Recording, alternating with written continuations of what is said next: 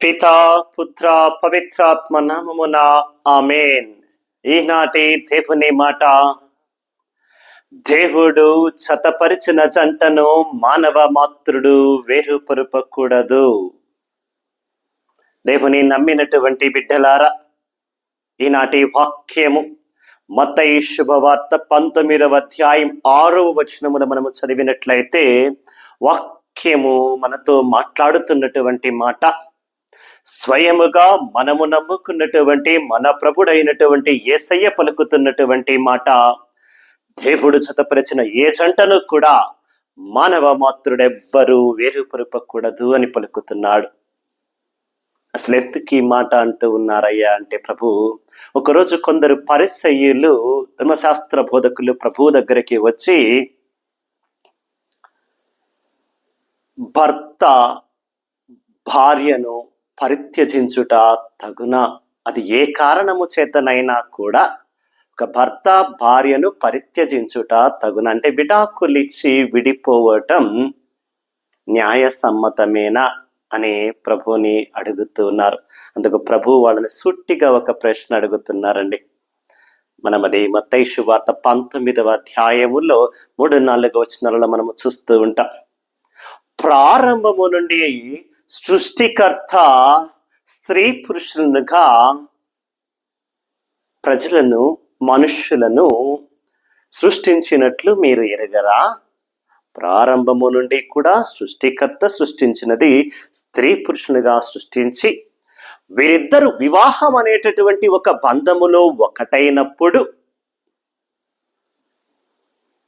భర్త భార్యను హత్తుకొని ఉండును, అవసరమైతే తల్లిదండ్రుల నుండి దూరముగా ఉండి, తల్లిదండ్రుల నుండి పోయి, లేదా తల్లిదండ్రుల నుండి కాకుండా భార్యను హత్తుకుని ఉండును. ఎందుకయ్యా అంటే, వివాహ బంధం అనేది చాలా పవిత్రమైనటువంటి బంధము. ఈరోజు మనందరము కూడా తెలుసుకోవలసినటువంటి గొప్ప విషయం, సృష్టిలో భగవంతుడు సృష్టించినటువంటి మనుషులకు దేవుడు చేసిన అన్ని గొప్ప కార్యాల్లోకెల్లా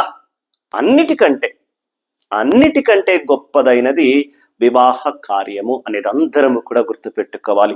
అదే మాటను హెబ్రీయులకు రాసినటువంటి లేఖ 13వ అధ్యాయం 4వ వచనములో పౌలు చాలా చక్కగా ఒక మాట అంటూ ఉంటారు.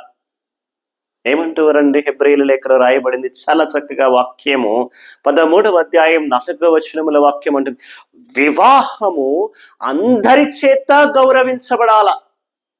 వివాహము అందరి చేత గౌరవించబడాలి. ఎందుకంటే వివాహం అనేది చాలా నిష్కల్మషమైనటువంటి బంధము. ఎటువంటి బంధమట?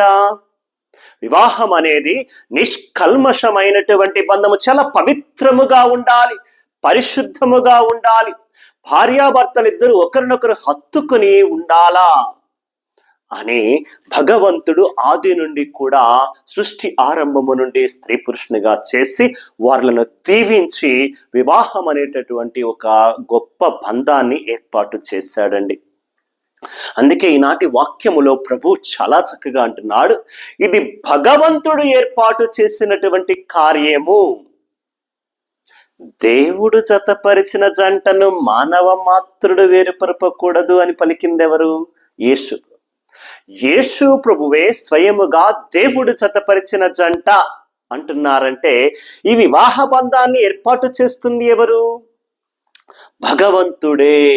అది స్వయముగా యేసు ప్రభు సృష్టి ఆరంభము నుండి ఉంది అని అంటున్నారు. వివాహ బంధం అనేది సృష్టి ఆరంభము నుండి కూడా ఉన్నటువంటి పవిత్రమైనటువంటి వివాహ బంధము అనేది గుర్తుపెట్టుకోవాలి మనం. ఈ వివాహాన్ని ఏర్పాటు చేసింది ఎవరయ్యా అంటే భగవంతుడు. జరిపిస్తున్నది ఎవరయ్యా అంటే భగవంతుడు. మరి భగవంతుడు ఒక అమ్మాయిని, అబ్బాయిని, ఒక స్త్రీ పురుషులను ఇద్దరిని ఒకటి చేస్తున్నప్పుడు ఆ కార్యము పవిత్ర కార్యమని మనం గుర్తుపెట్టుకోవాలి. నా వివాహ బంధాన్ని ఏర్పాటు చేస్తున్నది భగవంతుడు కనుక మేము నిత్యము కూడా కలిసే ఉండాలి అని వివాహము చేసుకుంటున్నటువంటి ప్రతి భార్య భర్త కూడా ఈ రోజున తెలుసుకోవాలండి.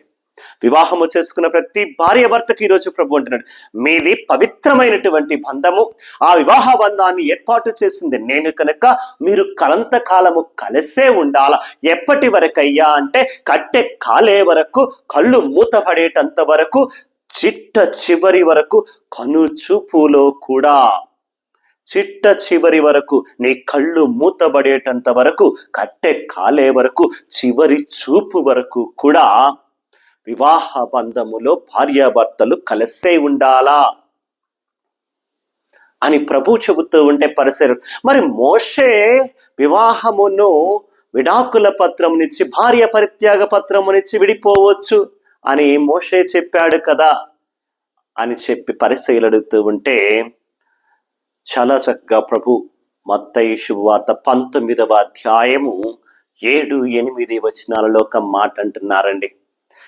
మీ హృదయ కాఠిన్యమును బట్టి మోషే అలా చెప్పాడే కానీ సృష్టి ఆరంభము నుండి విడాకులు అనేది లేదు, విడిపోవడం అనేది లేదు, భార్యను పరిత్యజించడం అనేది లేదు. ఎప్పటి నుండి అంట? సృష్టి ఆరంభం. చూడండి, ఈరోజు చాలా చక్కగా ప్రభు 2 విషయాలు చాలా చక్కగా మనుషులందరికీ కూడా తెలియచేస్తున్నారు. మానవ లోకము, మానవ ప్రపంచము తెలుసుకోవలసినటువంటి గొప్ప రహస్యాలు ఈ 2. ప్రభు స్వయముగా తెలియచేస్తున్నటువంటి మాట. దేవుడు జతపరిచిన జంటను మానవ మాత్రుడు వేరుపరపకూడదు అంటే దేవుడు వివాహ బంధాన్ని ఏర్పాటు చేస్తూ 2 వ్యక్తులను కలుపుతున్నాడు అని అర్థం.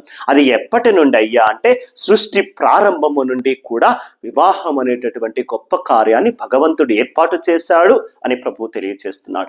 రెండవదిగా, సృష్టి ప్రారంభము నుండి కూడా భార్య పరిత్యాగము అంటే విడాకుల పత్రము, విడాకులు తీసుకుని విడిపోవడం అనేది లేదు. ఇవన్నీ మధ్యలో వచ్చాయి, మధ్యలోనే విడిపోవడము, విడాకులు అనేవి వచ్చాయి.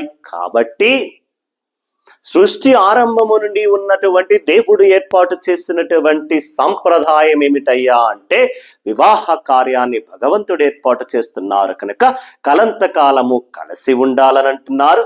రెండవది, ఎట్టి పరిస్థితుల్లో కూడా విడిపోవడానికి వీలు లేదు. ఎందుకంటే ఇది దేవుడు ఏర్పాటు చేసినటువంటి కార్యము. వివాహం అనేది పవిత్రమైనది, అందరి చేత గౌరవించబడాలి. భూలోకములో ఒక నిష్కల్మషమైనటువంటి ఒక పవిత్రమైనటువంటి బంధం ఏదైనా ఉంటే అది వివాహ బంధము అన్న సంగతి మనందరము కూడా తెలుసుకోవాలి. అందుకే మళ్ళీ చెబుతున్నా, వివాహము చేసుకున్నటువంటి భార్యాభర్తలారా, మీరు క్రైస్తవ వివాహ బంధములో ఉన్నారు.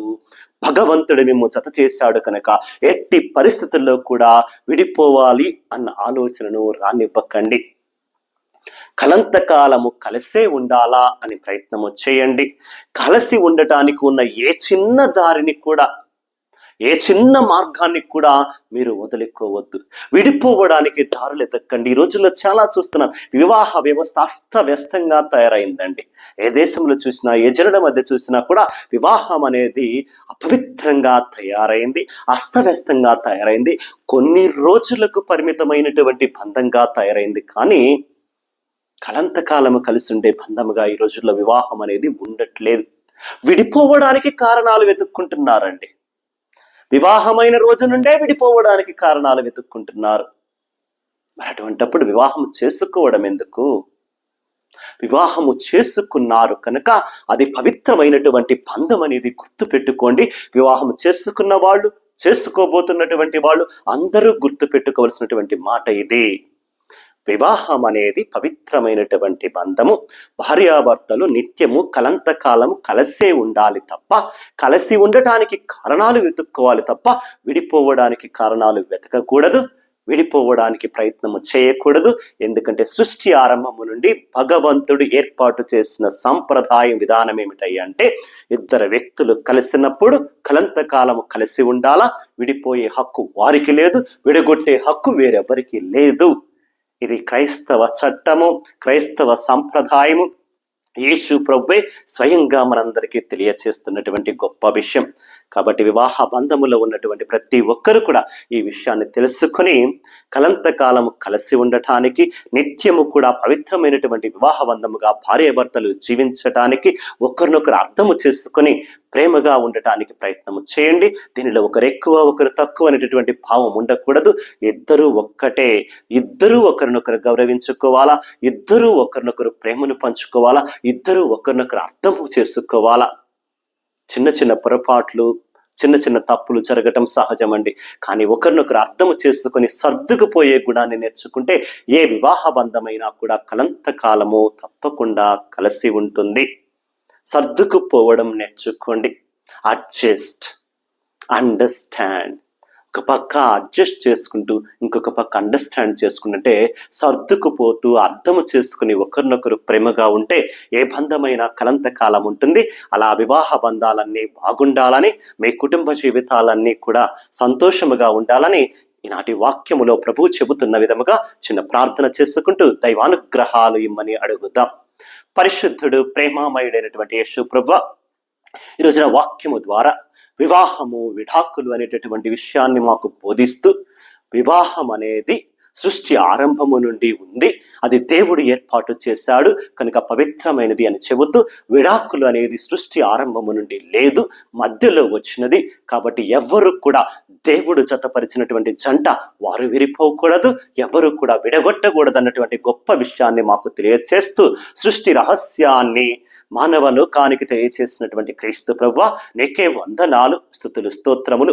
అయ్యా, ఈ వాక్యాన్ని వింటున్నటువంటి అనేక మంది బిడ్డలు, ముఖ్యంగా ప్రతి భార్యాభర్తను మేము జ్ఞాపకము చేసుకుంటూ ఉండగా, వివాహము చేసుకుని దాంపత్య జీవితము జీవిస్తున్నటువంటి ప్రతి భార్యాభర్తను దీవించండి, ఆశీర్వదించండి. వారిద్దరూ కూడా ఒకరినొకరు అర్థము చేసుకుంటూ, ప్రేమను పంచుకుంటూ, ఒకరినొకరు గౌరవించుకుంటూ, కుటుంబంలో వచ్చినటువంటి అరమరికలను అర్థము చేసుకుని సర్దుకుపోయేటటువంటి మంచి గుణాన్ని, దీవెనను, అనుగ్రహాలను వారికి దయచేస్తూ, ఇంకా వివాహ దాంపత్య జీవితంలోనికి, వివాహ బంధంలోనికి అడుగుపెట్టుతూబడుతున్నటువంటి యువతి యువకులను సైతం కూడా మేము జ్ఞాపకము చేసుకుంటూ ఉండగా వారిని కూడా దీవించండి, ఆశీర్వదించండి. వివాహ బంధములో ఉన్నటువంటి ఆ యొక్క రహస్యాలను తెలుసుకొని మంచిగా ఒకరినొకరు అర్థము చేసుకుంటూ ప్రేమామయమైనటువంటి జీవితం, మంచి వివాహ జీవితము జీవించడానికి కావలసినటువంటి దీవెనలు, అనుగ్రహాలు ప్రతి భార్యాభర్తకు దయచేసి ప్రతి కుటుంబము దీవించబడాలా, ప్రతి భార్యాభర్త బంధము మరింతగా బలపడాలని యేసు ప్రభుని పరిశుద్ధ నామమున అడిగి వేడుకొనుచున్నాము తండ్రి. ఆమేన్. పితా, పుత్ర, పవిత్రాత్మ నామమున amen. God bless you all.